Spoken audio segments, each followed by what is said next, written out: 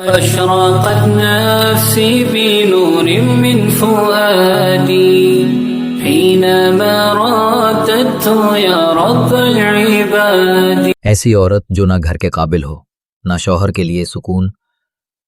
نسوانیت کا سب سے بڑا المیہ تب ہوتا ہے جب عورت برابری کو غلط معنی پہنا دیتی ہے.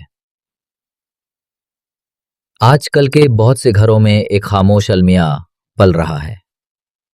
ایک عورت جو گھر کو نظر انداز کرتی ہے، شوہر سے مسلسل برابری کی بنیاد پر الجھتی، یہ سوچ کر کہ یہی اس کی عزت نفس اور وقار کا راستہ ہے. حالانکہ حقیقت میں وہ نادانستہ طور پر اپنے گھر کی بنیادیں ہلا رہی ہوتی ہے. یاد رکھو، مرد عورت کی کمزوری یا تھکن سے نہیں بھاگتا، بلکہ اس وقت دور ہونے لگتا ہے جب عورت برابر کی ٹکر بن کر سامنے آتی ہے، اس سے قیادت چھیننا چاہتی ہے، وقار میں مقابلہ کرتی ہے اور ہر موقع پر اسے ایک مجرم بنا کر کٹہرے میں کھڑا کرتی ہے.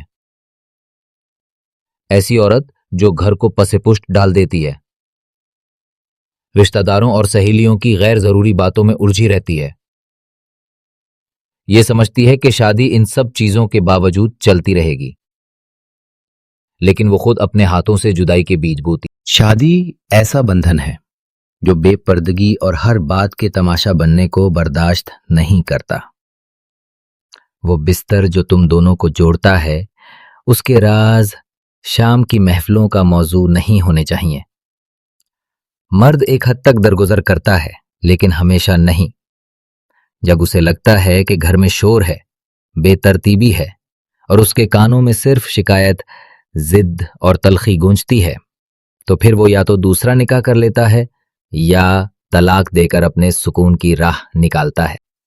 اصل حقیقت یہ ہے، جسے بعض عورتیں ماننے سے انکار کرتی ہیں، کہ مرد کو ایک چرب زبان، اونچی آواز والی عورت نہیں چاہیے، بلکہ ایک صالحہ عورت چاہیے جو نرمی سے بات کرے، عزت سے پیش آئے، شوہر کی خدمت کو اپنی کمزوری نہیں اپنا فخر سمجھے اور اپنے گھر کو قیاس و شکوے نہیں، عفت و وقار سے سجائے. یاد رکھو، شادی صرف عورت ہونے کی بنیاد پر ملنے والا انعام نہیں، بلکہ ایک ذمہ داری ہے. اگر تم اس کے لیے تیار نہیں کہ اپنے شوہر اور گھر کو ترجیح دو، تو یہ رشتہ تمہارے لیے ایک ناکام سودا ثابت ہوگا. اگر تم اس کے لیے سکون بنو گی تو وہ تمہارے لیے ساری دنیا کا امن بن جائے گا، لیکن اگر تم نے جنگ چن لی تو پھر نہ محبت بچے گی نہ سکون، بس ایک اجڑا ہوا رشتہ باقی رہ جائے گا.